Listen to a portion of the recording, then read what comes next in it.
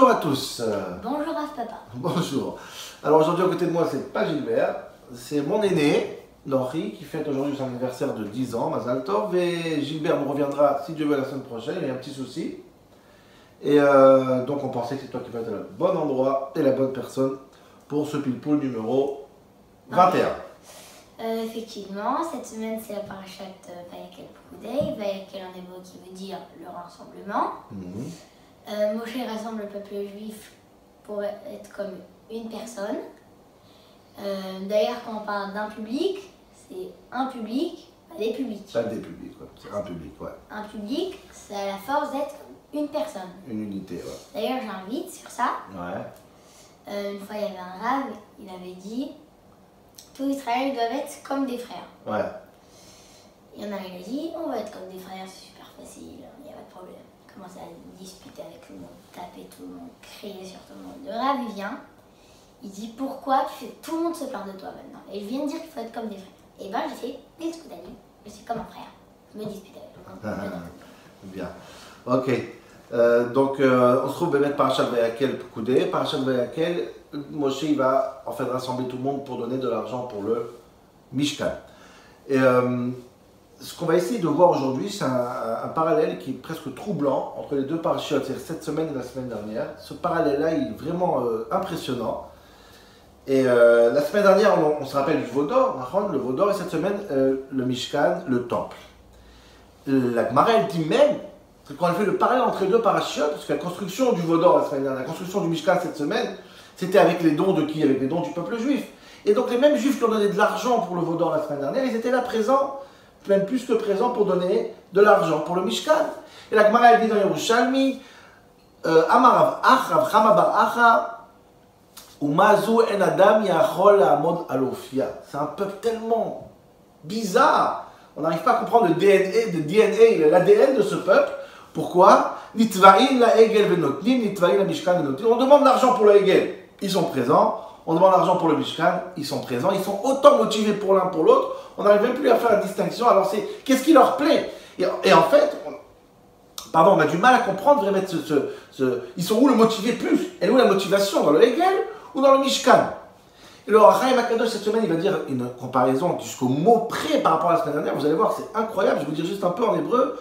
Le Chaim il dit Enit avu ta'ava Elohim asher yelech lifnei. La semaine dernière, ils ont demandé pour le Vaudor, on veut un Elohim, on veut un Dieu qui marche devant nous. Et cette semaine aussi pour le Mishkan, ils ont demandé Makom la Hashem emet liyot lifnei. Ils ont demandé aussi un endroit où Dieu peut être devant eux pour les guider. La semaine dernière, ils ont Banu Misbeach ve'elu olot. Avec le gars, ils ont fait un Misbeach, ils ont fait des korbanot. Cette semaine aussi, Banu Misbeach ve'elu olot ushlamim la Hashem. Ils ont fait les mêmes korbanot cette semaine aussi. Incroyable. La semaine dernière, ils ont donné Zahavam, toute l'or qu'ils avaient. Cette semaine aussi, ils ont donné Zahavam, des Kaspam. C'est incroyable. La semaine dernière, il y a marqué dans le passage Pirkun Ismehem, enlever tous les boucles d'oreilles et tous les diamants. Cette semaine, la même chose. Hem et Viu aussi, Natnu, Viu à Anashim, les hommes, les femmes, ils ont tous enlevé les bijoux pour aller dans le temple. Hem Asou le Mounim à la place. Toi, la semaine dernière, ils ont fait un responsable qui va s'occuper. C'était Aaron. Cette semaine aussi. Et Viu et Betzalel, c'est lui qui va être le responsable. Hem Amrou, Ele Israël. Ils ont dit sur le gars, Ele, voilà notre Dieu, le Vaudor. Et cette semaine, Ele Pekudei Mishkan. Le peuple juif dit, ah, Ele, voilà le temple. Donc ça veut dire que c'est vraiment deux parachiotes, deux actes. Le peuple juif, il est présent dans les deux, il est motivé dans les deux, il donne pour les deux, on a envie de dire. Alors, c'est où le vrai juif? C'est quand il fait le Hegel ou c'est quand il fait le Mishkan? Comment je sais, moi, quand je donne de l'argent, quand je donne Tzedaka, si je suis en train de participer à une construction d'un Hegel, d'un temple, d'un Vaudor ou d'un temple? C'est compliqué, la motivation, elle est identique. Je peux te couper 2 minutes? Oui. Ils ont une autre comparaison, le Vaudor et le Mishkan. Quoi? Le Vaudor, il a été détruit. Le Mishkan, Oui. et le Beth Amikdash aussi, ils ont été détruits. Pas mal, bien, les deux ont été détruits, c'est vrai, donc la comparaison est parfaite. Et on a l'impression qu'on a même un stress de savoir, quand je participe à quoi? Et la réalité, c'est que pour comprendre, quand tu donnes de l'argent, quand tu fais une tzedaka, quand tu fais un acte, est-ce que tu participes à un Vaudor ou un temple? Il faut voir dans cette paracha, dans Parashat Vayakel, un mot qui revient, et je vous dis ça, c'est incroyable quand vous allez voir ce que je vais vous dire, vous allez voir la paracha que vous allez lire cette semaine à la Torah, vous allez voir, c'est incroyable. Il y a un mot qui va revenir énormément à partir du moment qu'on va construire le Mishkan. Il va revenir, je ne sais pas, 10, 15 fois, je n'ai pas compté. C'est quoi? C'est le mot Chochma. l'intelligence. Regardez, je vais vous lire à partir de Perek Lamed He, dans le Sheni. Alors on va commencer. Vekol isha chachmat lev, chaque femme qui a la chokhma. Nachon asher nasa libaotena bechokhma. Pasuk Lamed Aleph. Vayemale oto ruach Elohim bechokhma. Bitvuna, bedat, lachshov machshavot, c'est la chokhma aussi. Bechol melechet machshevet, c'est la chokhma aussi. Mile otam chokhmat lev. וכל עושה מלאכה וחושבי מחשבות, וחוכמה ותבונה, ויקרא משה וכל איש חכם לב, אשר נתן חוכמה, etc., etc.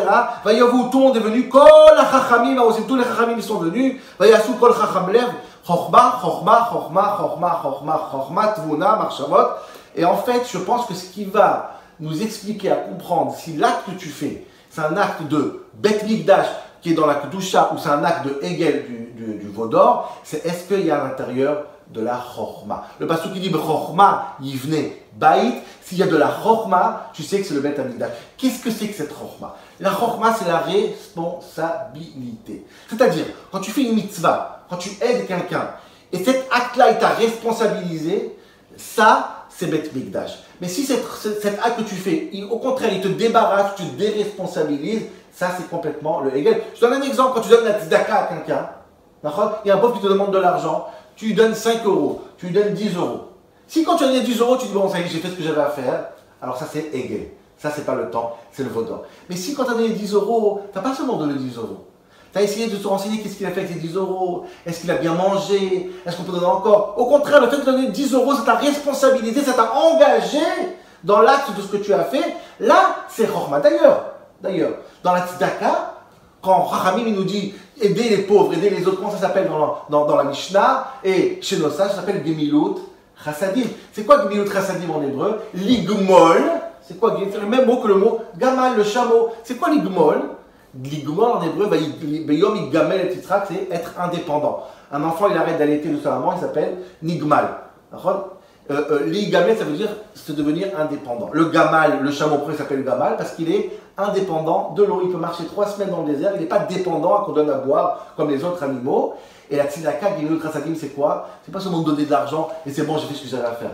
Non, tu dois rendre celui que tu as aidé indépendant, c'est-à-dire que tu dois faire en sorte que pas seulement je donne 5 euros, tu vas donner un travail, ou tu fais en sorte qu'il a ou manger ou dormir, pas seulement. Donc ça veut dire que quand il y a de la chokhma et du lait, quand ça t'a engagé ton cerveau, ton cœur, toute ta personnalité par l'acte que tu as donné, là tu sais que tu es dans la doucha. Par contre, quand tu as fait la mitzvah, ah, c'est bon, j'ai fait ce que j'avais à faire, qu'est-ce qui va se passer après, je m'en fous. Alors là, tu dois savoir qu'on n'est pas dans le Yiddishkeit, on n'est pas dans la Torah. Donc en fait, il n'y a pas de raccourci dans le judaïsme. Il n'y a pas j'ai fait, je suis quitte. Il faut aller Exactement. jusqu'au bout des choses. Jusqu'au bout des choses, quand tu vas jusqu'au bout des choses, quand tu mets ta chokhma, ton lèvre, tout ton corps, tout ton esprit, ça fait un Bet Hamikdash.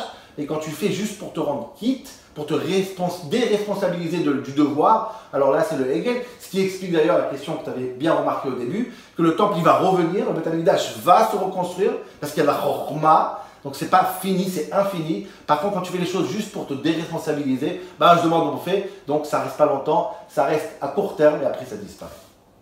Compris? Oui. Shabbat Shalom.